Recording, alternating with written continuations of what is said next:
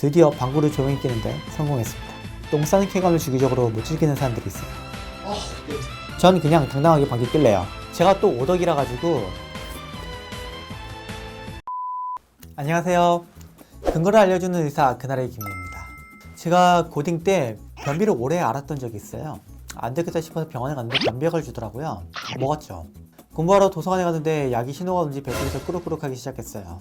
방귀는 좀 나을 것 같은데 도서관에 환기가 너무 안 돼가지고 방귀를 끼면 사람들이 싫어할 것 같더라고요. 방귀를 어떻게든 소리 안 나게 끼고 모른 척 좀 하려고 살살 끼려다 보니까 또 이 침대 같은 녀석이 안 나와요. 몇 번 실패하다가 드디어 방귀를 조용히 끼는데 성공했습니다. 양이 엄청 많이 나오더라고요. 한 번 나오니까 방귀가 안 끊기고 계속 나와요. 이제 완전 범죄를 위해 모른 척 해야겠다 싶었는데 이게 냄새가 진짜 순간 구역질이 나오는 거야. 이런 썩은 방귀는 살다 진짜 처음 맡아봤어. 이게 너무 독해가지고 뛰쳐나가고 싶은데 내가 뛰쳐나가면은 내가 방귀 낀 게 티가 나잖아요. 다행히 바로 옆자리에 아무도 안 앉아서 잠깐 생각할 시간을 벌었죠. 큰일 났다, 이거 어떡하지? 냄새가 진짜 너무 독한데. 머리를 엄청나게 굴리고 있는데 건너 자리에 아재가 방귀를 엄청나게 크게 푹 하고 끼는 거예요. 그 순간 아재 옆자리에 앉은 다른 아재가 어우 냄새 하면서 도서관 밖으로 뛰쳐나가는 거예요. 좋은 방법이다. 아저씨, 환기도 안 되는데 어떻게 토할 것 같아. 아저씨 도대체 뭘 먹은 거예요? 저 뛰쳐나갔죠. 도서관에서 사람들이 한마디씩 하면서 계속 나오는데 방귀 낀 아줌마는 못 나왔어요. 아저씨는 조용히 말없이 앉아 계시더라고요. 아저씨 정말 죄송합니다. 제가 범인이에요. 속죄하는 의미에서 오늘은 변비편이에요. 아저씨 하나씩대를. 결과만 보고 싶으신 분은 이 부분으로 넘겨봐 주시고요. 근거를 보고 싶으신 분은 계속해서 봐주세요. 사람에게는 3대 욕구가 있습니다. 식욕, 성욕, 똥. 우리는 이것을 식성똥이라고 부르죠. 그런데 너무나도 불쌍하게도 이 똥 싸는 쾌감을 주기적으로 못 즐기는 사람들이 있어요. 그게 바로 만성변비료예요. 이런 분들이 변비 마스터가 되려면 변비가 뭔지 좀 알아야 돼요. 변비는 딱히 정의하기가 어려운데요. 그래도 다음과 같이 정의해 볼 수 있어요. 대략 일주일에 똥을 3회 미만으로 싸거나, 똥 쌀 때 힘을 많이 주거나, 단단하거나 덩어리진 똥을 쌀 때 똥을 덜 싼 것 같은 느낌이 들거나 똥꼬가 막힌 느낌, 또 이제 똥을 손가락으로 파내는 경우들이 있어요. 그러면 변비가 왜 생기느냐? 책. 이 책은 해리슨 내과학이라는 책인데요. 유명한 책이에요. 책의 내용을 좀 볼게요.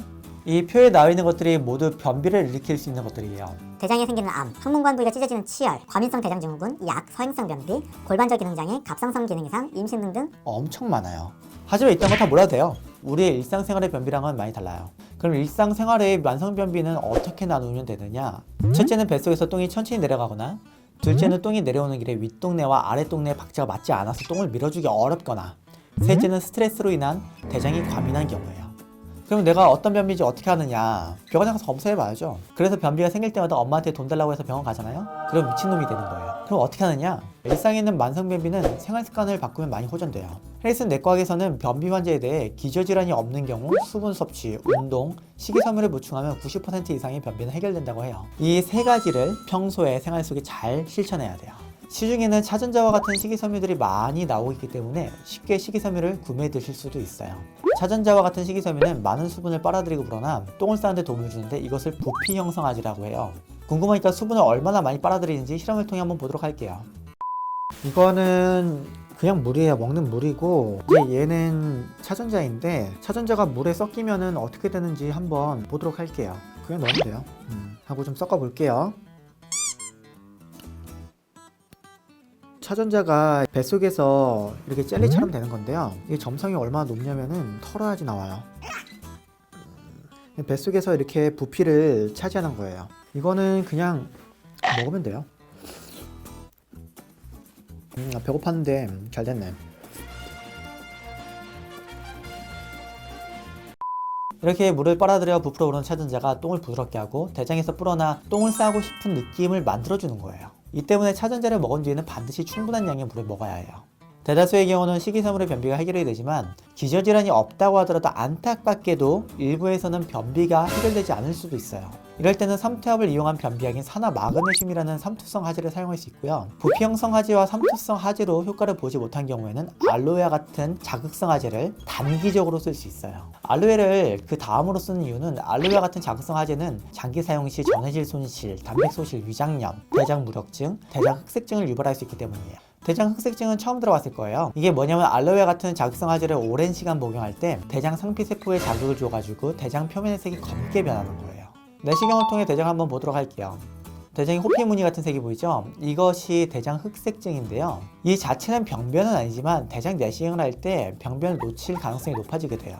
따라서 자극성 화제나 알로에의 경우 변비가 잘 해결되지 않을 때 단기적으로 사용해야 돼요. 그럼에도 불구하고 시중에는 다이어트 건강기능식품이나 변비용 식이섬유에 알로에 성분과 같은 자극성 화제를 무분별하게 섞어놓고 있어요. 식이섬유의 경우에는 먹어야 하는 양도 많고 효과도 2, 3일에 걸쳐 천천히 나오긴 하는데 알로에의 성분은 조금만 먹어도 되고 효과도 빠르게 나오기 때문에 이렇게 제품화하기가 좋아요. 그래서 파리들이 팔아먹기도 좋아요.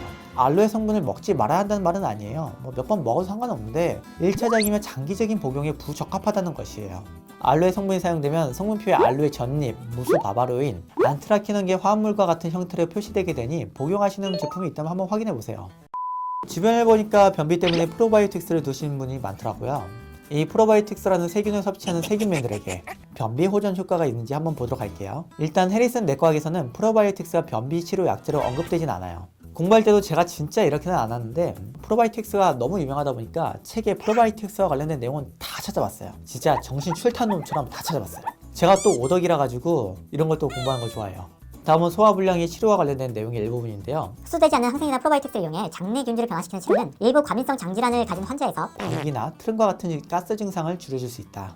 해외여행을 다니는 분들에게 장질환을 예방하는 방법과 관련된 내용 일부에서는 프로바이오틱스와 프리바이오틱스를 추천한 것은 시기상조다.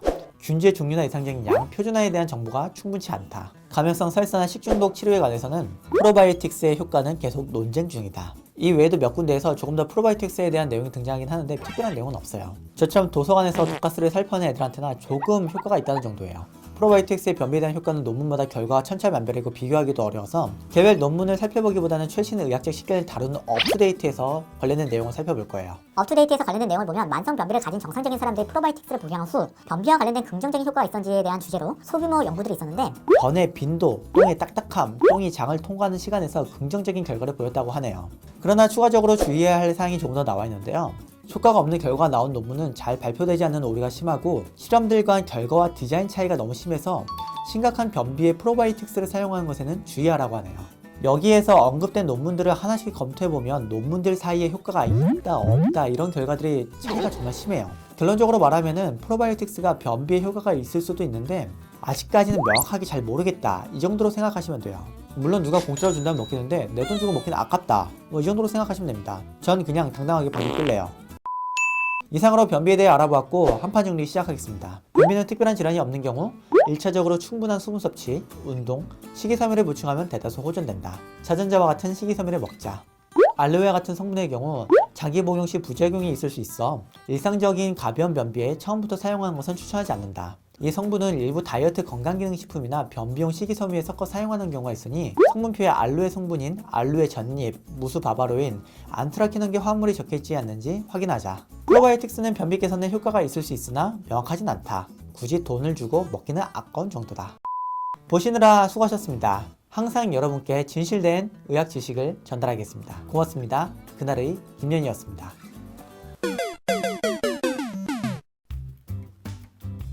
제가 아까 실험 촬영한 영상 하다가 NG를 너무 많이 넣어가지고 배고픈 김에 차전자 실험하고 남은 거 다 먹었어요. 한 3포는 먹었을 거예요. 그리고 나가서 해물탕을 먹었는데 해물탕이 국물이 많잖아요. 차전자가 해물탕에 있는 국물을 다 빨아들인 거예요. 배가 터지는 줄 알았어요. 차전자는 너무 많이 먹으면은 이렇게 배가 터질 것 같은 느낌이 들 수가 있어요. 그러니까 너무 많이 드시지 마시고요. 이거에 대한 비하인드 스토리는 제 인스타에도 있으니까 한번 놀러 오세요.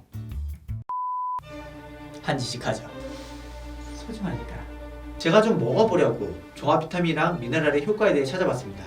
급식이 이걸 어떻게 알아? 쌤 학술 칠 준비나 하고 계시죠?